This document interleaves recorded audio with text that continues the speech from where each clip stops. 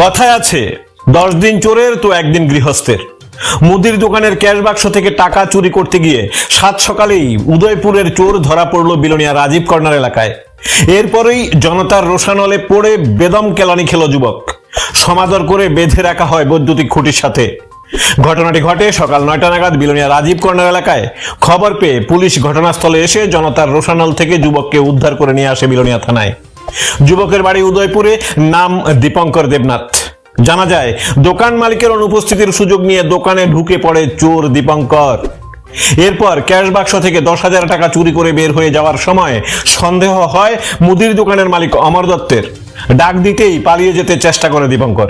দোকানের মালিক অমর দত্ত পিছু ধাওয়া করে ধরে ফেলে চোর দীপঙ্করকে। এরপরই পার্শ্ববর্তী দোকানদার সহ অন্যান্য লোকজন ছুটে আসে ঘটনাস্থলে। শুরু হয় উত্তম মধ্যম। এর আগেও এই দীপঙ্কর বিলোনিয়া 1 নং টিলা এলাকায় একটি স্বর্ণ দোকান থেকে টাকা চুরি করতে গিয়ে ধরা পড়ে।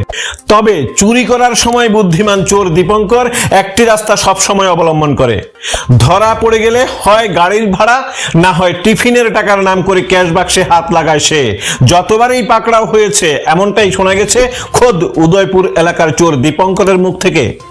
হাতে গোনা কিছুদিনের মধ্যে বিলোনিয়ার বিভিন্ন জায়গাতে চুরির পেছনে এই দীপঙ্করের কতটুকু হাত রয়েছে, থানাবাবুরা ওর পেট থেকে কি কি বের করতে পারে এখন সেটাই দেখার।